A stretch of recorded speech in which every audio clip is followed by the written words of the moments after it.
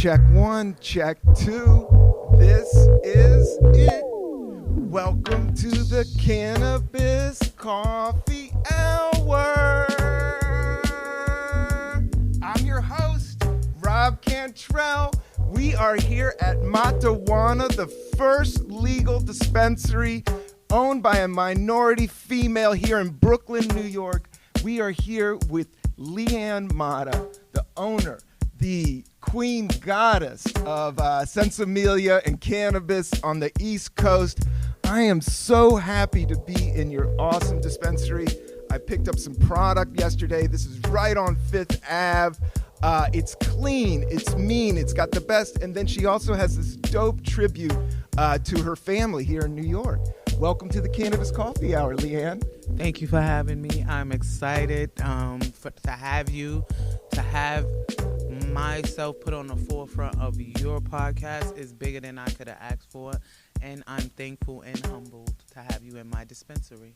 I'm humbled to be here, Leeann. And the first moment I met you, it was just a glow of sunshine because I don't know, there's people in New York that are smokers that are just get by through life, and you can just tell good people are good people. And when I met you, I was like, oh, this is the right person at the right time.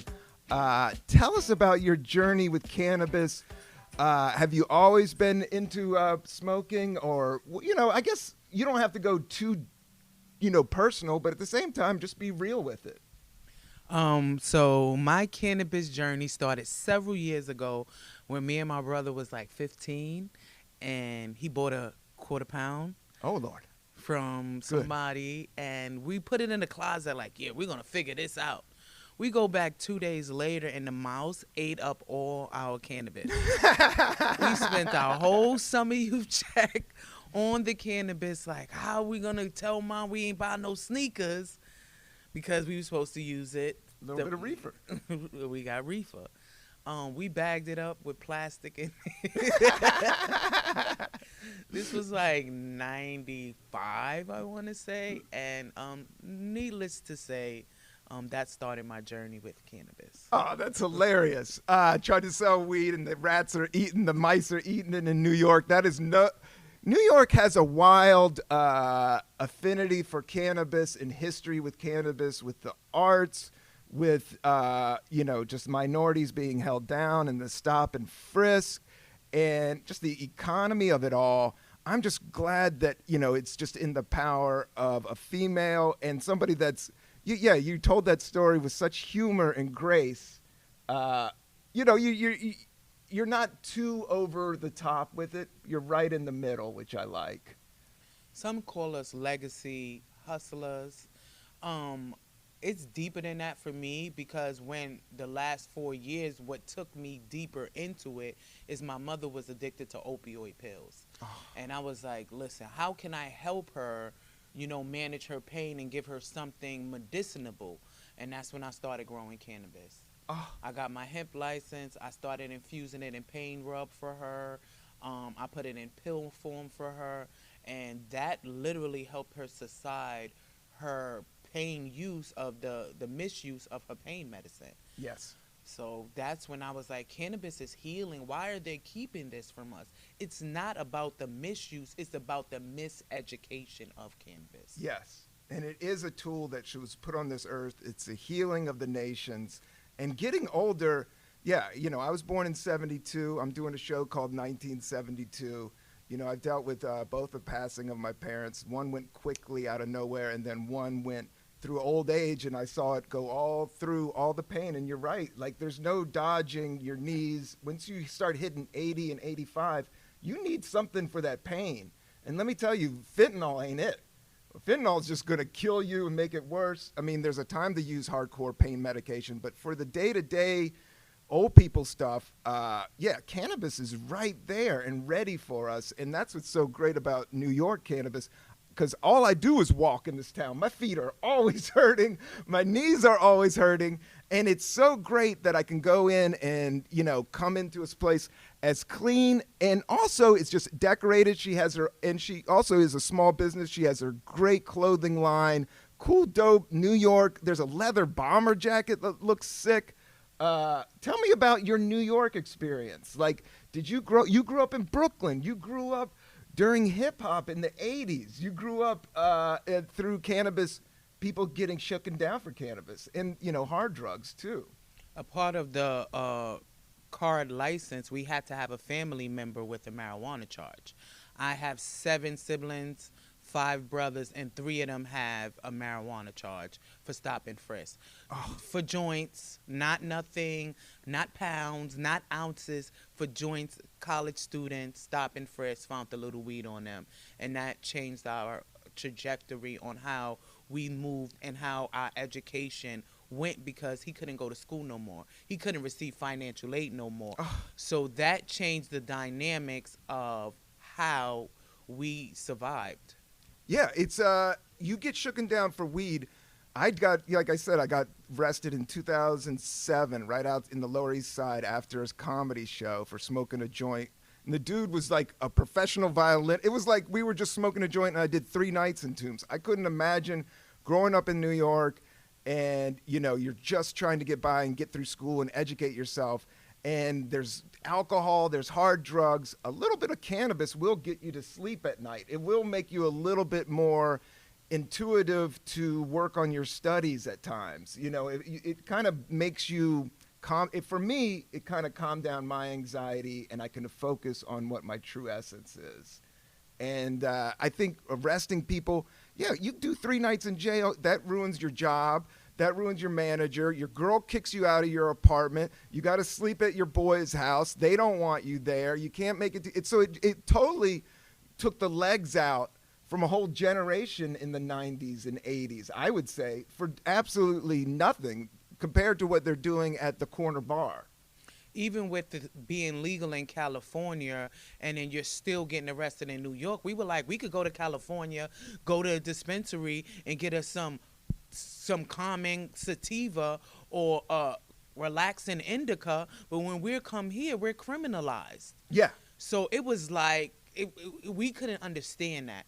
And then being a teacher working for Board of Education, all the teachers smoked. Yeah. Every single one of them smoked that I knew personally.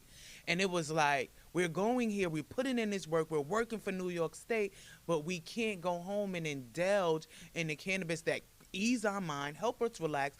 And most of the time, we was up late doing lesson plans. We smoke a doobie. Yeah, as you should. And that was a crime. So a lot of people were scared to share the fact that they even enjoyed cannabis. Even to this day, when it's legal, someone told me, I like to keep my cannabis private. And I'm like, why? It's legal. They said, I'm still traumatized for the legalization of it. And even on the federal level, why is it still illegal? This is medicine. We should start talking less about what the plant doesn't do, and let's talk about what the healing that the plant does do. Yeah, 100%. It can heal economically. It can heal environmentally. We don't have to be using plastics. We don't need to be having used to paper. Hemp is a way of doing that. And also, the anxiety. And I was an English teacher. I was an English major. I taught in schools. I smoked cannabis during the whole time, but not at school. Not at school. Yeah, that's the other thing I think that's so great about this dialogue that we're having, Leeann, is that how honest you are. And you and I have been around enough to know that, we got to start getting honest with these conversations. And I think that's happening out in the whole universe right now, is that, and I'm also still, sometimes my podcast doesn't get bigger sponsors or I don't get looked at bigger networks because I embrace cannabis so much. But it just seems like an obvious solve to a problem, Not all of the problems in the world, but definitely can ease the tension. When I started the CBD business, because I'm licensed to sell CBD over 3 years, I had over 50 cancer patients. And some of them actually passed on, and they told me their family they said, you made their last days livable. You made them comfortable before they passed. And that meant more to me. When I started this business, I wasn't looking for the monetary reward. I was looking for those rewards. I was looking at our customer base is from 50 to 80 years old. This is 90% of our customers on Fifth Avenue. And they're like, thank you, we finally have legal cannabis. I don't have to travel to Manhattan to get legal cannabis. I Yeah. can go up the block. And that's why I started this dispensary, to give legal cannabis to people that need it and want it. Leeann, you are an angel. You are an angel that got sent to earth. You're 100% right. As a guy that I've been smoking. That's what I do. I drink coffee and I smoke. I don't drink alcohol. Don't touch hard drugs. And the bodega scene, like the black market scene, the last few years during the pandemic got really bad. Like the cannabis that are selling are sprayed. It's touched. There's so much money being grabbed at that I just saw the quality on the street level go down to the point where I wasn't even trusting street cannabis. I only trusted, Housing Works. The Housing Works was the first one I went to in Manhattan, but it was a pain in the ass to go an hour back. I'm so glad that you're in the neighborhood, and you're right. It's usually the older people and the people that aren't as aggressive with the society. They just want to live and, listen to a jazz record at night and hang out and have a decent meal that they can digest their food. With cannabis, I've learned growing older, with digestion, it helps me. If I eat something weird or I ate too much, I smoke a little bit of a joint and I take a walk and it just works through. Whereas I think people in the 70s and 80s would just go back to bed. They wouldn't do anything. It gets you, I don't know, it just gets you alive and gets the blood pumping. And the great thing is now, one of the things that my dispensary offer is a bud tending service where we break down the products for you. Yes, you don't know that Lobos have great ounces, but if you could sit down with us, you'll learn about the different strands. You'll learn about the hybrid sativas and indicas. You could get pain rub to help your back, your knee. You could get pre-rolls if you don't want to roll, but we also have categorized them. So when you get your case of pre-rolls, it could be separated with sativa, indica, and hybrid. So you have your morning, your night, and your day, midday. So we make sure we cater to our clients. We make sure we educate them on the products, and we make sure they're getting the bang for their buck. One of the misconceptions they have about our dispensary is that they can't come here and spend $10 and get something. Well, you're wrong. We have 0.7 grams for $10. It's actually $8 plus tax. So you're walking away with the same quality, quantity, but better quality if you come to us instead of going to the illegal shops. Yeah, don't go to the illegal shops. She's 100% right. And this place isn't a money grab. And I can feel it. And I can feel it from yourself. And I've shopped everywhere. I started stand up in San Francisco in '99. I used to get weed cookies from, the people that served AIDS patients. I used to go to the first legal dispensaries. I emceed the very first cannabis cup in San Francisco. And yeah, the bodega weed and the black market weed is not good for society. It's not good for New York. You got to support Leeann. And yeah, you can roll in here with $10 and get a good joint, a quality joint, a joint that can last you 3 days of the best high. Lobo, can we talk about Lobo cannabis? They're strong. A lot of people are like, oh, the legal cannabis in New York isn't strong. Lobo ain't messing around. We have some of them where they're coming at 27% THC. Yeah. And it's definitely taking you a day or two to just finish a joint. And if you're a real strong smoker, you might finish it in a day, but that high is going to last you a couple of hours. So you don't have to immediately go back and hit it. It's going to linger throughout the day, and you'll get your work done because they have a strong, great sativa where it's getting you thinking, it's getting you active, but it's giving you that also relaxed feeling that you're looking for. Yeah, I love the brands that are coming out of New York State. I love sun-grown cannabis in upstate. Has some of the best wildlife. I'm a D.C. kid. I'm from Virginia. I'm from the South, where we couldn't get any of this stuff. And now that I see it blowing up, Lobo is a great minority-owned cannabis company that has their flower is almost feels like old hash to me. It's so strong. But if you want to go kind of more a little bit lighter, which I like around a 20 to 17 THC, Back Home Cannabis. I just picked this up here. This was $37. This was less than $40. Back in the day, this would have costed me $60. Even more, I mean, how good in the quality it is. And also, you get in 5 pre-rolls. So if you think about it, you do the math, you're getting a pre-roll less than $10. Yes. So my main thing about is making sure it's affordable for everybody. I don't want to have medicine that people can't afford. Yeah. I want to have medicine people can afford. And you could look at it like cannabis is a drug. Can we make it a healing drug? Can we make it a drug that actually, even some seniors said, I don't have to take medicine to eat anymore because I have a nice sativa or hybrid. Yep. I had a senior tell me, oh, I don't have to take sleep aid no more because I take a nice indica. I had a senior tell me I don't have to take joint pain medicine because I'm using the rub. And with all those medicines that I took out of my daily use, I'm feeling more healthy. I'm not a doctor. I cannot put any value on the medicine of the plant. All I can tell you is what the testimonies are, and those are testimonies. Those are testimonies, and you're right. And it's the truth. It's out there. You just can't, you shouldn't abuse it, and you should get educated on what works with you. But I know dudes that don't eat blue pills anymore, that, you know, that could go with just cannabis.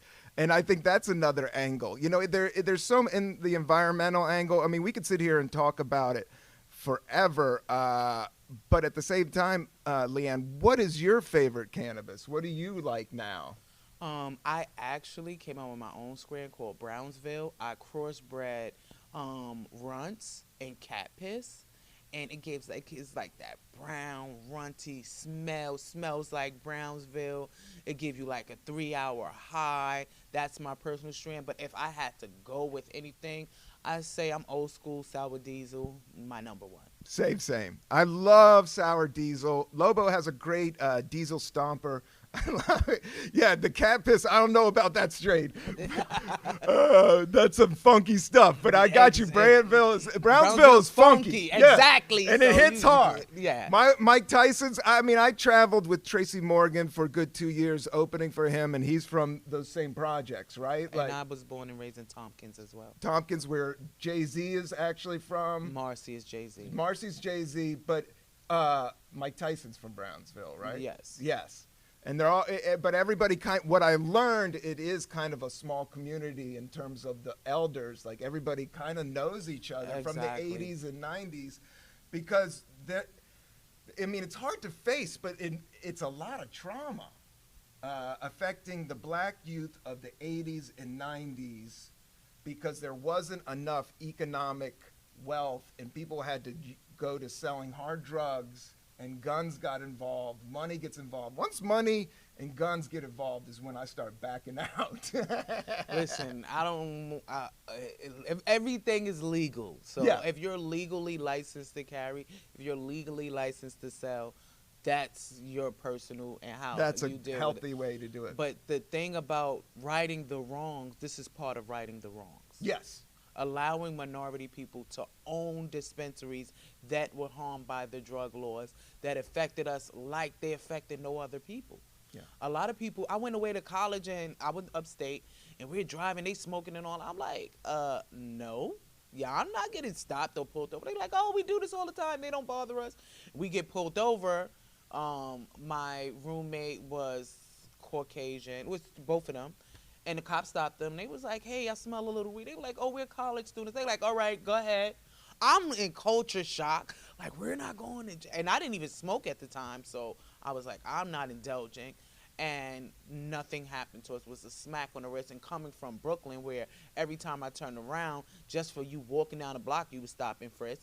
I remember them lining my friends up and was like, if you come with us to the precinct, we'll give you $20. We need you to do a lineup. Young kids, we like 14.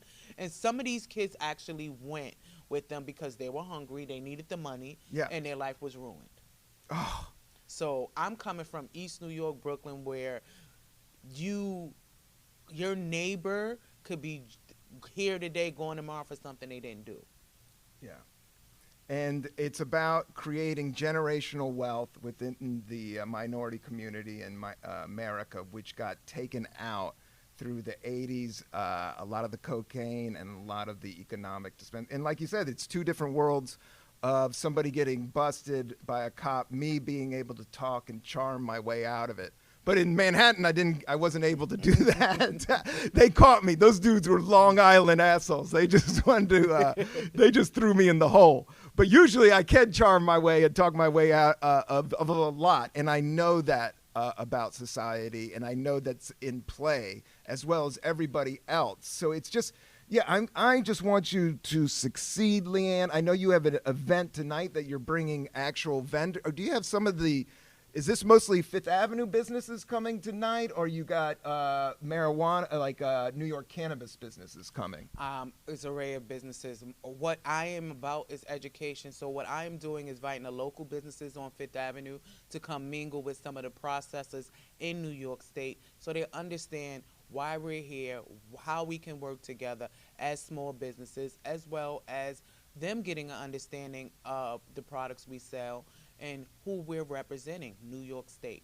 All our products are from New York State-owned companies, are grown in New York State, so it's just partnering with New York State and letting people in New York State know about the processors, the growers, and how we get the product in the store. I love it. New York State, like I said, like I lived in California. D.C. opened up in a weird way, California, Oregon. But everybody complained about New York, but I'm saying New York is having some of the best cannabis and the best run dispensaries and setting it up slowly but in the right way. And I'm really excited about the New York market and the cannabis in the New York market, and as well as the coffee. So Leeann, what would you say? I mean, we already talked about your favorite cannabis, but what's fascinating about you is that you're not doing this for the money. You're literally doing this because it's the right thing to do. And you actually grew your own weed for a while? Yes. My book is called Money and MataWana. It teaches people how to grow their own cannabis, how to get into the field, how to infuse the products, how to crossbreed the products, the difference between soil and hydroponics, the difference between seed and clone. Like I said, it's about the education for me.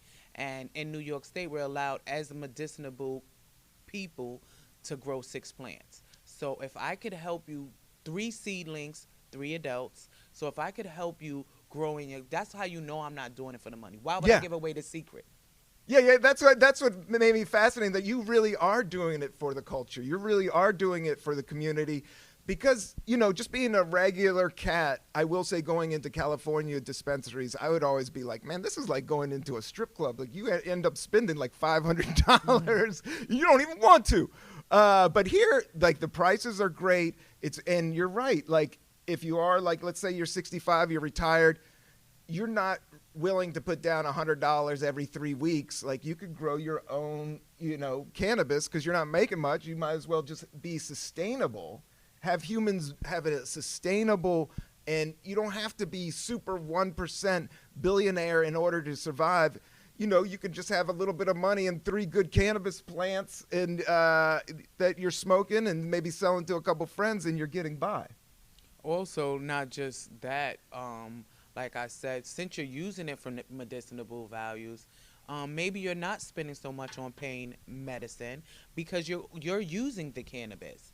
And within using the cannabis and growing it, you're giving yourself the medicine and you're saving yourself money. Yeah.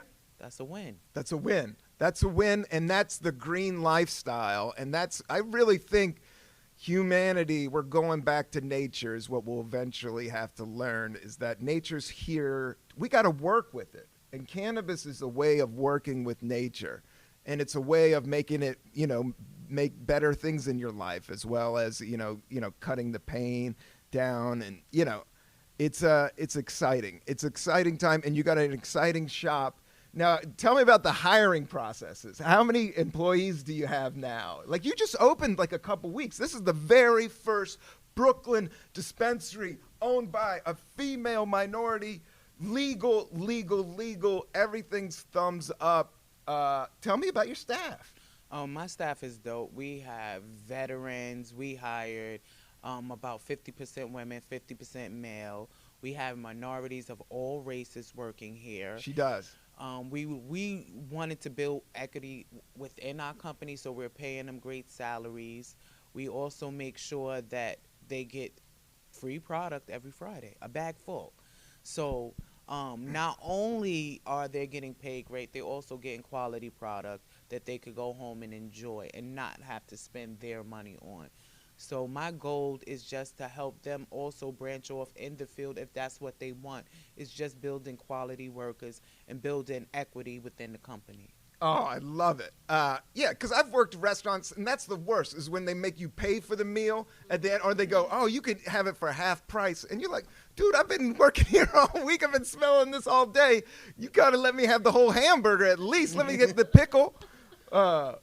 So you got way to hook them up, way to pay, because I did come in. I've been in here twice since you guys have opened, and I've picked up both times. And I'm a snob. I'm telling you, I'm a weed snob. I'm a vibe snob. If I don't like the vibe, I'm out. If I think the weed is you're trying to get a one over on me, I'm out. This place, everybody's kind, cool, patient. You're not going to have any, I'm telling you, this is the shop. Fifth Avenue's blowing up. It got voted like the best city block in New York by Time Out. And then South Slope here, there's cool bars. There's a new comedy, like improv venue across the street that I perform at. So you're going to be a part of this like resurgence of this like really cool vibe in Brooklyn. And the great thing about the cool vibe is that we're working together. Collaboration over competition. Yes. So we're looking at each other like, how can I help you move forward? And you're looking at me as like, how would I help forward? And that's what family is about. So Fifth Avenue is a family. Yeah. And New York's a family, and in cannabis, it's just like it does. The one thing I'll say about cannabis, it brings people together from all different walks of life. It really does.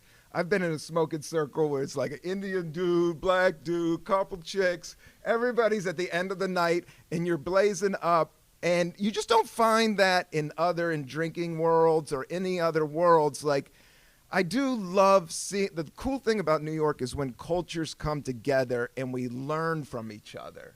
And we learn from the best parts of each other and work with each other. And as much as people rag on New York on how tough it is, this is where everything gets figured out because there's so many different types of people.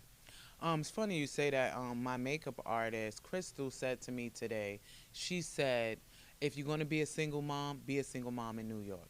They will give you the services you need, whether it's child care, making sure you have a place to lay your head, all types of services to make sure you strive. I'm a single mother of 3, twin 5-year-olds and an 18-year-old, and I don't think I would be this successful anywhere else in the world.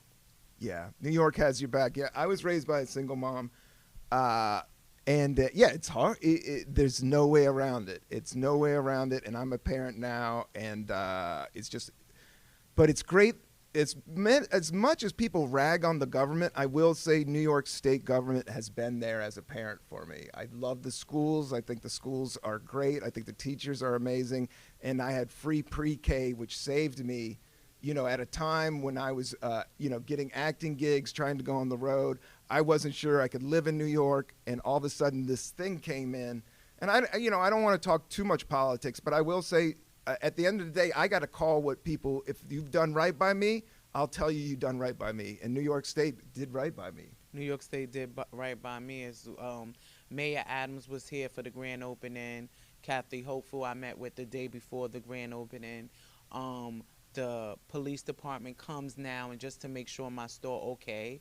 So the world have reversed as far as how we're working together as a partnership, and I'm not being criminalized, but I'm looked at as an established small business owner.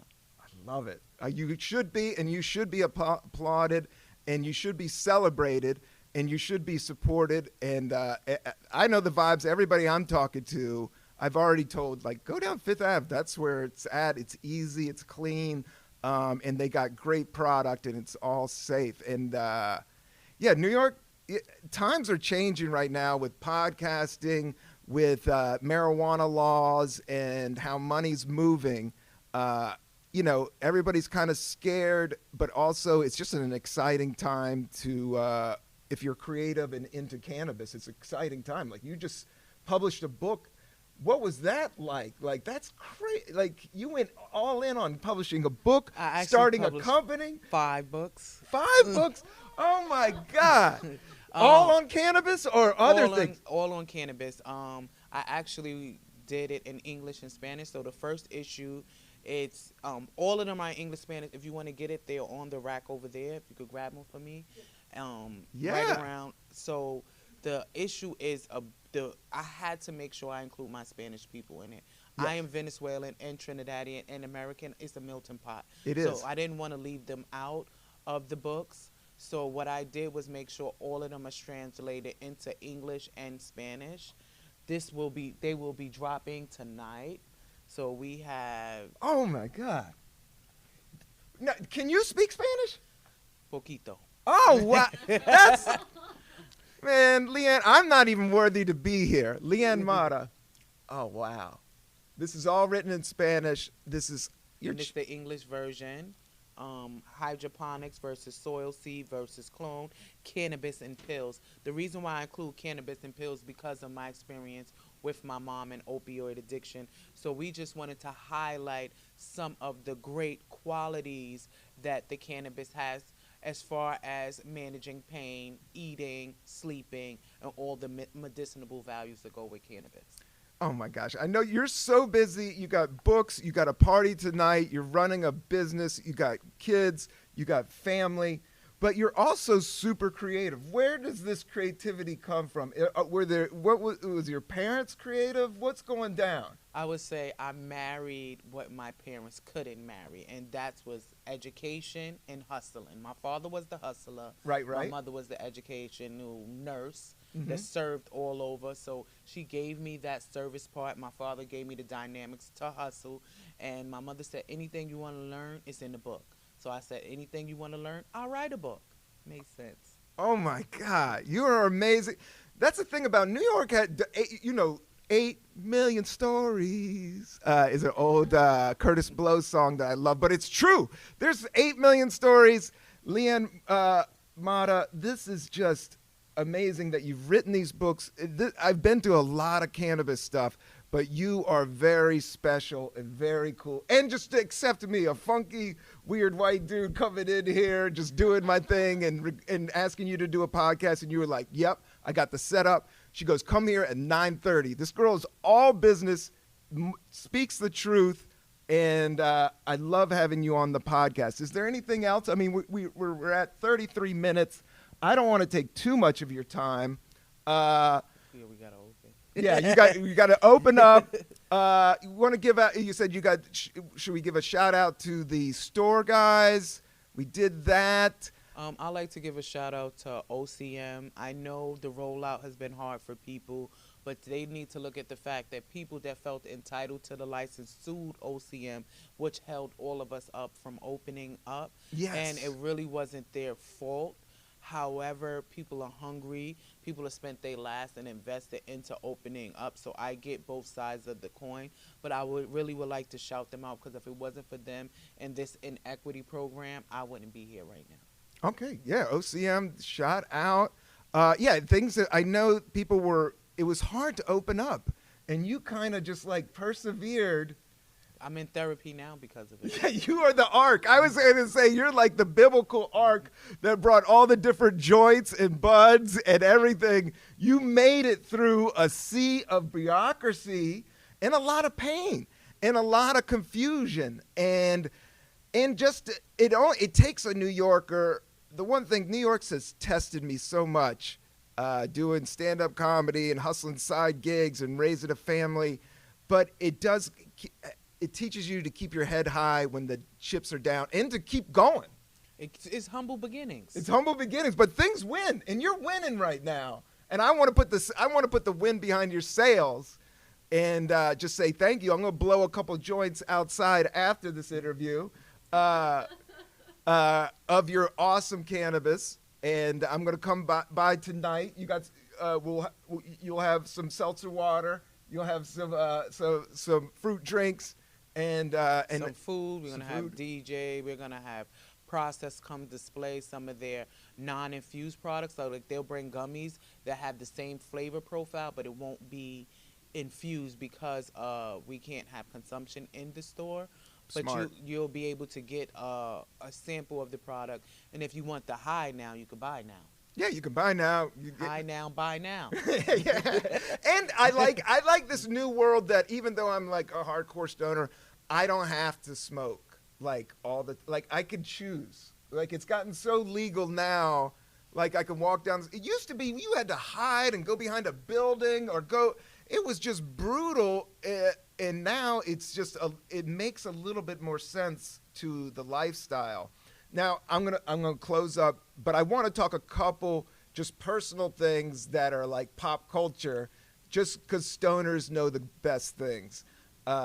What was the last song you listened to? What are the songs you're listening to in your car? Do you have Spotify? Do you do Spotify? Nah, it was Beanie Siegel. I could feel it in the air, and that's what gets me through my day. I could feel it in the air. It's energy. It's whether it's the smoke, any and everything is in the air, and it's Beanie Siegel feeling in the air. That's energy. You're right. It's all about energy, and it is in the air, and all these material things, and everything is cool and all, but everything's going to dust. The only thing that's not going to dust is the energy. Good energy. Good energy. The good energy is the one that passes through to the next dimension and the next dimension, but Beanie Siegel's badass. That's some Jay-Z. So that's the last. What about a movie? What's the last stoner? Is your favorite movie you put on? I love How High. That's like one of my favorite movies. I would go with Friday as well, especially when he was like, "How you get fired on your day off?" So moving boxes, stealing boxes was the funniest line ever. And How High, I love Method Man and Redman. Redman has never said a whack bar in his life, and they're funny, good actors. Yep, I need his strand here, tactical. Holla at me. I need Method Man strand in my store. Method Man, hook it up to Cal. Yeah, I've tried it. It's good. It's good. It's good. And Leeann, you should be selling that. But Leeann, thank you. I'll let you start your day. You couldn't be kinder. You're just kind, warm soul, and I appreciate it. But I know not to mess with you. Listen, it's all business till it don't have to be. Yeah. No, but thank you so much for having me on my podcast. He's a dope guy. Watch his podcast. Follow him on Instagram. He know great quality product, and he's a dad. So all of the great qualities to make him a great smoking partner. I love it. We'll smoke a joint here soon tonight at your big party. Leeann, thank you. Thank you. Bless, one love, everybody. Thank you, and that's it. Woo. Yeah.